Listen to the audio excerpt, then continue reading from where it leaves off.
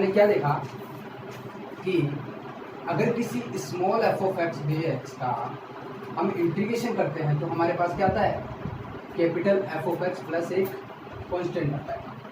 तो small f of x और capital F of x के बीच में एक रिलेशन देखते हैं। अगर इधर ले लो स्मॉल एफ ऑफ एक्स, यहाँ पे ले लो इसका answer capital F of x. अगर इस स्मॉल एफ ऑफ एक्स का आप इंटीग्रल करते हो या इंटीग्रेशन करते हो तो आपके पास कैपिटल एफ ऑफ एक्स आएगा। अगर कैपिटल एफ ऑफ एक्स का आप क्या करते हो, डेरिवेटिव या डिफरेंशिएशन या डेरिवेटिव करते हो तो स्मॉल एफ ऑफ एक्स आएगा। अब देखो capital F of x small f of x का क्या होता है, जो स्मॉल एफ ऑफ एक्स है वो कैपिटल एफ ऑफ एक्स का क्या होता है, डेरिवेटिव। तो capital F of x small f of x का क्या होगा, एंटी डेरिवेटिव।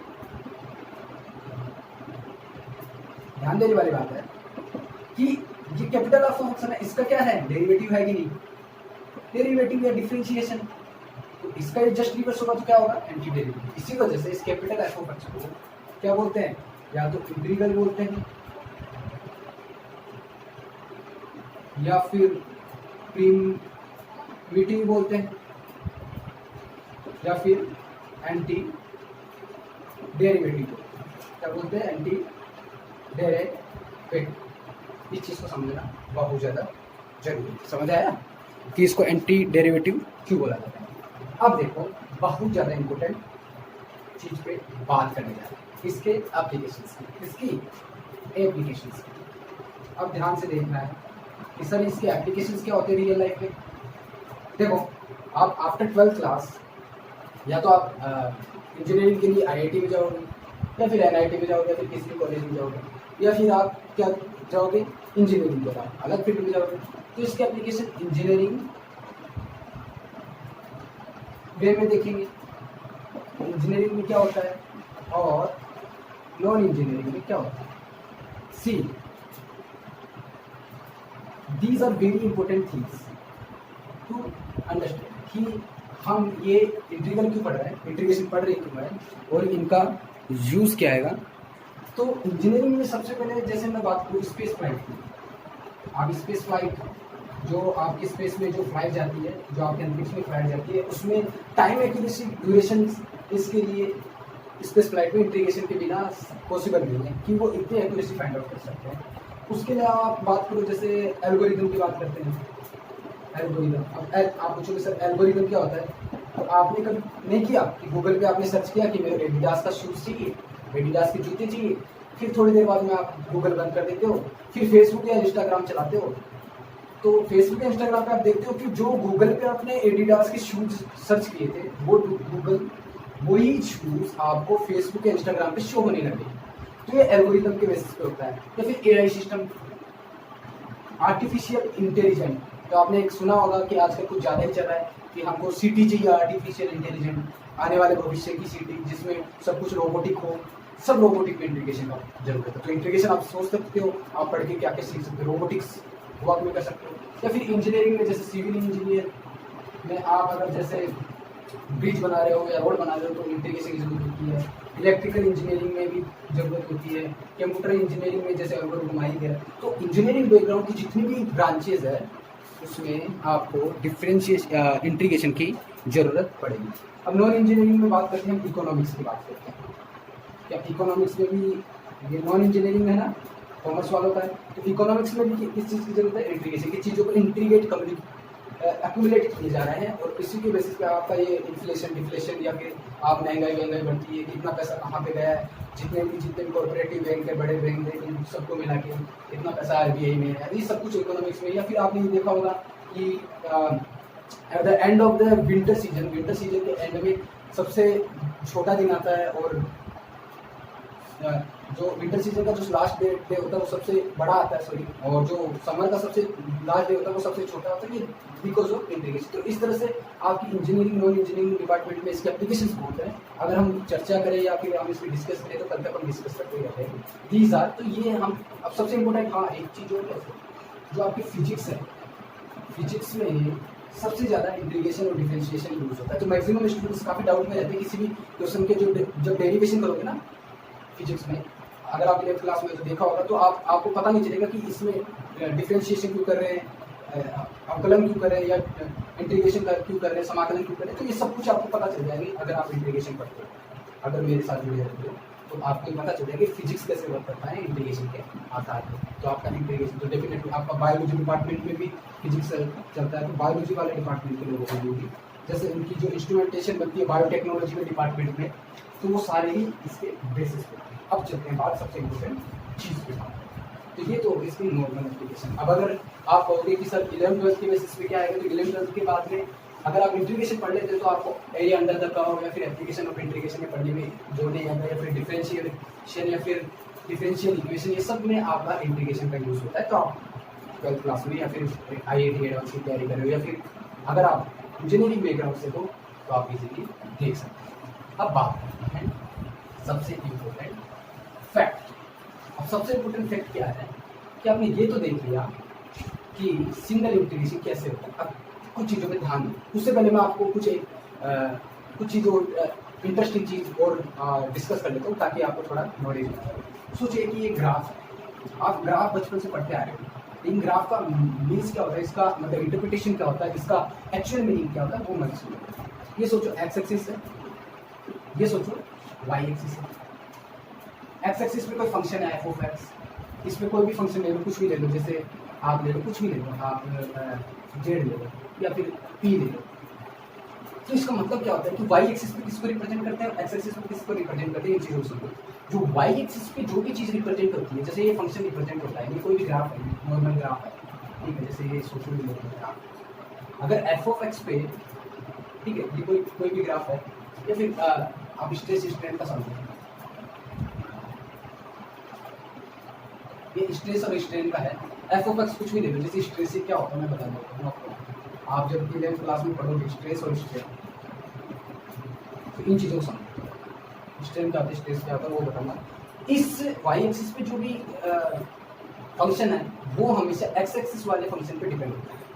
मतलब ये जो एक्स एक्सिस पे जो फंक्शन होता है ये किसी पे डिपेंड नहीं होता, इसी वजह से एक्स एक्सिस पे जो भी फंक्शन लेते हैं वो इंडिपेंडेंट फंक्शन लेते हैं। कौन से फंक्शन लेते हैं, इंडिपेंडेंट फंक्शन। कैसे लेते हैं बता दूंगा। और एफ वाई एक्सिस पे जितने भी लेते हैं उसको कौन सा फंक्शन बोलते हैं, डिपेंडेंट फंक्शन। जैसे मैं बात करूँ एक नॉर्मल स्ट्रेस और स्ट्रेन। स्ट्रेस और स्ट्रेन क्या होता है, स्ट्रेन का फॉर्मूला डेल L/L होता है। अगर स्ट्रेस की बात करें तो फोर्स बाई एरिया। तो कैसे वर्क करता है वो देखो, इन चीज़ों पे ध्यान रखो, मैं समझा रहा हूँ। सोचो आपके पास एक वायर है और आप इसको एक्सटेंड करते हैं, इलोंगेट करते हैं। तो वायर को जब आप खींचोगे, कोई बड़ी सी केबल है उसको आप खींचोगे, तो सबसे पहले क्या होगी, उसकी लेंथ में चेंज आएगा। लेंथ में चेंज आएगा कि लेंथ उसकी लंबी होगी, मतलब इस वाले सेक्शन में चेंज आएगा। जैसे लेंथ बढ़ जाएगी, जैसे लेंथ इंक्रीज होगी, तो आप देखोगे वो केबल इतनी मोटी है तो पतली हो जाएगी, मतलब उसका एरिया भी क्या होगा, कम हो जाएगा। तो पहले आपका स्ट्रेन में चेंज आया, उसके बाद में आपके स्ट्रेस में। मतलब स्ट्रेस हमेशा किस पे डिपेंड करता है, स्ट्रेन में। वाई एक्सिस हमेशा किस पे डिपेंड करता है, एक्स एक्सिस पे। तो ऐसा नहीं कि किसी भी एक्सिस पे कुछ भी शो कर दे, ऐसा नहीं होता। इस चीज़ का एक्चुअल मीनिंग ये होता है कि वाई एक्सिस पे किसको रिप्रेजेंट करते हैं, generally this is over generally. तो आप कोई भी ग्राफ अगर देखते हो, आप फिजिक्स में ग्राफ देखते हो, केमिस्ट्री में ग्राफ देखते हो, मैथ्स में ग्राफ देखते हो, तो उसका एक्चुअल मीनिंग यही होता है। इस चीज़ को दिमाग में बिठा लो। मैं आपको इसलिए बता दें कि आपको क्या पता समझ आए या नहीं समझ आए कि इसका एक्चुअल मीनिंग है। चलो अब इम्पोर्टेंट टॉपिक पर बात, इंटीग्रेशन के जो कुछ रिमेनिंग पार्ट है उस पर बात कर लेते हैं कि इंटीग्रेशन किस टाइप के होते हैं। आपने देख लिया डेफिनेट और इंडेफिनेट होते हैं, लेकिन ये इंटीग्रेशन कितने टाइम होते हैं, जैसे सिंगल, डबल, ट्रिपल। आप इन चीज़ों को ध्यान देना। ये मैं आपको दिखाया f(x) dx। इधर मैंने आपको शो किया f(x) y dx dy। इधर मैंने आपको 3 टाइम्स शो किया f(x) y z dx dy and dy। इस चीज़ को समझो, f(x) dx, f(x) y dx। अब ये जो फंक्शन है वो सिर्फ x पे डिपेंड कर रहा है, मतलब x ही चेंज होगा। ये जो फंक्शन है वो x y, इसमें दोनों चेंज हो रहे हैं। ये फंक्शन इसमें x y z तीनों चेंज हो रहे हैं। उस तीनों में आप छोटे छोटे स्टेप्स लेते हैं। इसमें dx dy स्ट्रिप हो गए, इसमें स्मॉल dx स्ट्रिप हो गए।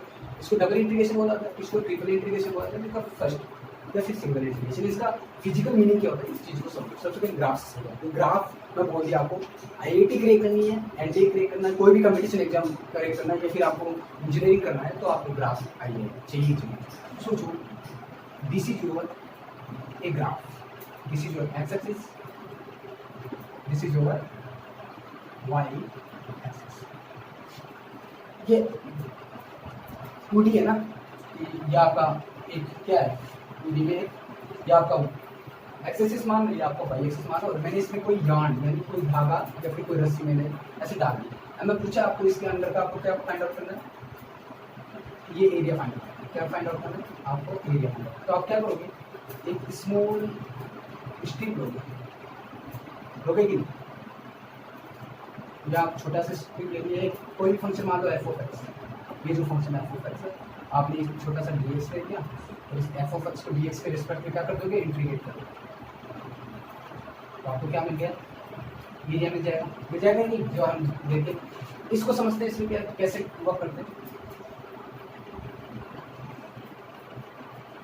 इन चीज़ों को बहुत ज़्यादा इंपॉर्टेंट है, इन चीज़ों पे ध्यान देना, बहुत ध्यान से देना, क्योंकि आप पढ़ तो लोगे, आप किसी भी टीचर से पढ़ तो लोगे, क्वेश्चन सोल्व कर लोगे, लेकिन आपको पता ही नहीं चलेगा ये हम डबल क्यों किए थे, सिंगल क्यों किए। पूछ लेना आप ये सीनियर है, या आपका वाई एक्सिस ले लो, इधर इस बार वाई एक्सिस ये ले लो, और ये क्या ले लो आपका जेड एक्सिस।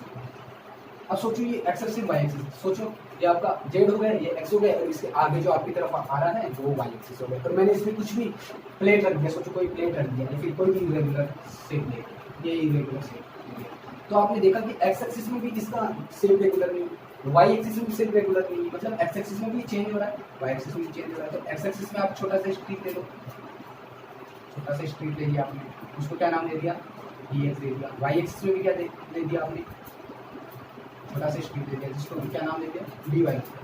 तो ध्यान से देखो, एफ आप इंटीग्रेट करोगे, सबसे पहले डी एक्स के रेस्पेक्ट में क्या, एफ ऑफ एक्स, जो फंक्शन था जो एक्स और वाई दोनों पे चेंज हो रहा है ना, ये जो फंक्शन है, ये जो आपके पास शेप है, वो फंक्शन एक्स में भी चेंज हो रहा है, वाई में भी चेंज हो रहा है, तो इसका डी एक्स के रेस्पेक्ट में भी होगा, और डी वाई, तो ये आपको क्या देगा, वॉल्यूम देगा। क्या देगा, वॉल्यूम देगा। इस चीज़ को समझ आएगी नहीं, इस चीज़ को आप पहले बताओ। अब बात करते हैं डिफरेंट, इसमें भी आप इस चीज़ को थोड़ा ध्यान से देखो। ये हो गया आपका जेड एक्सिस, ये हो गया आपका एक्स एक्सिस, और ये क्या हो गया आपका वाई एक्सिस। अब इस चीज़ को बहुत ध्यान से देखो, ये थोड़ा डिफिकल्ट होगा मेरे को से लेकिन आई विल ट्राई।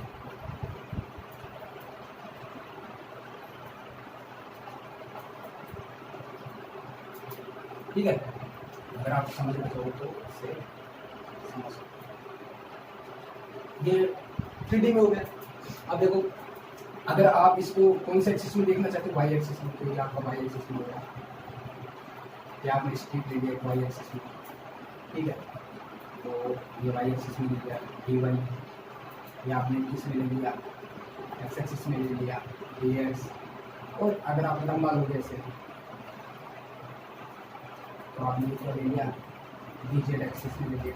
ये स्ट्रिप्स लिया है, आपको समझ नहीं आ रहा होगा ये इससे, बट आप समझ लीजिए। अगर आप इसका इंटीग्रेशन करोगे, क्योंकि एक्स वाई और जेड तीनों डायरेक्शन में चेंज हो रहा है, डी एक्स डी वाई और डी जेड, तो आपको क्या मिलेगा, क्यों भाई आपने तो एरिया पढ़ा है और वॉल्यूम पढ़ा है, इसके अलावा कुछ होता है क्या, इस दुनिया में होता है एरिया या वॉल्यूम के अलावा कुछ चीज़, या तो चीज़ समतल होगी या फिर किसी चीज़ को घेरेगी, उसके अलावा कुछ नहीं होता। तो ये क्या होता है, इमेजनरी,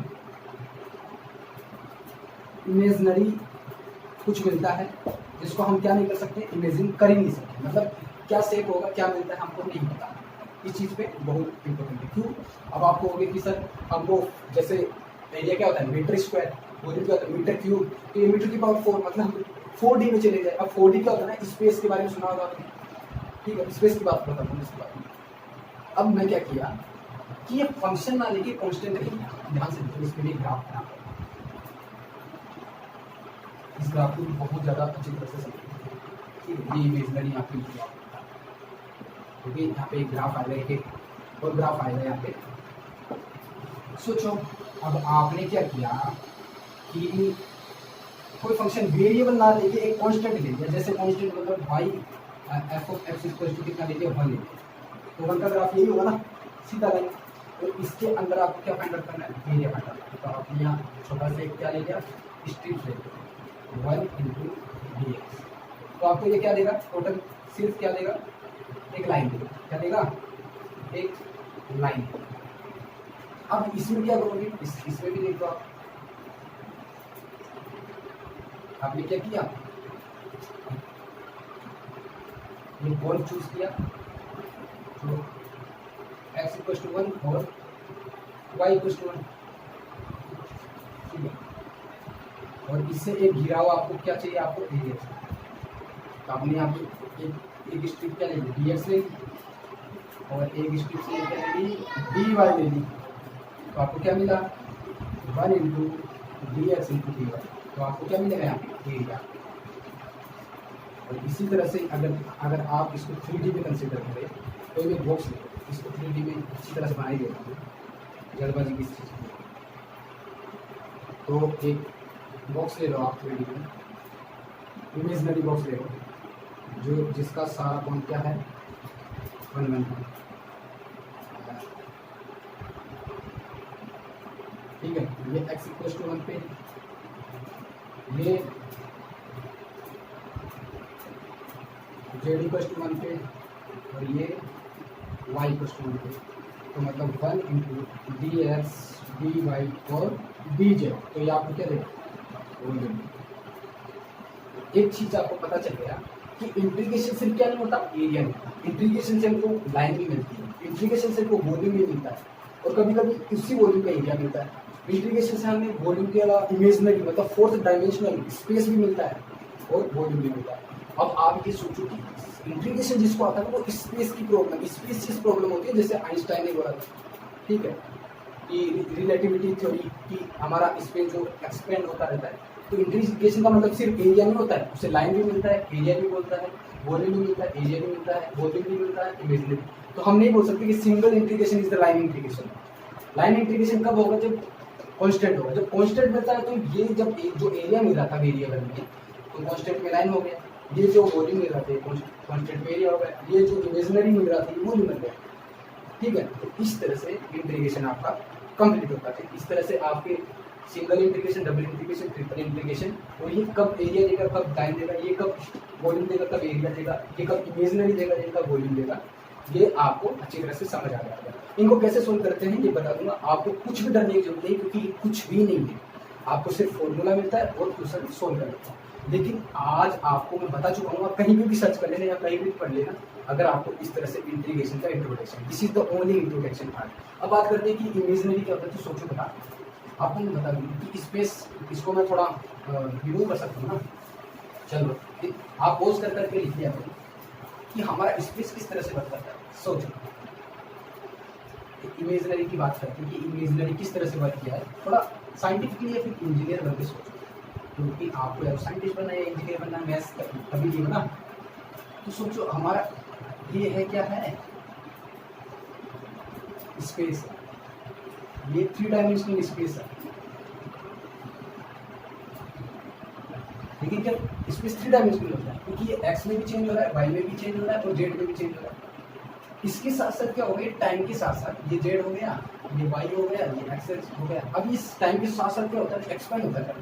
कुछ दिन बाद देखोगे तो ये ऐसे नजर आएगा। मतलब जो टाइम के साथ साथ आपका स्पेस भी क्या हो रहा है, चेंज हो रहा है।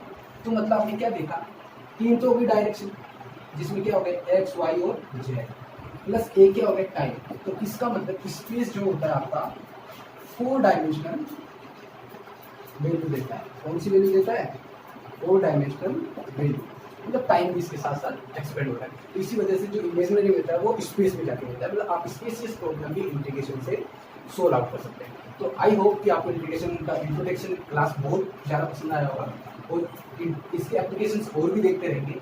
इसी तरह से इंटीग्रेशन आपका समाप्त होता है, और इसके वजह से जो काफ़ी क्वेश्चन आते हैं, ये सिर्फ इंट्रोडक्शन पार्ट है, अभी तो पूरी मूवी बाकी है। अगर किसी को समझ नहीं आया तो नोट लेने की जरूरत नहीं है, जब आप जैसे जैसे पढ़ोगे तो ये सब चीज़ वापस कवर होती जाएगी। ठीक है, धन्यवाद, जय हिंद, जय भारत।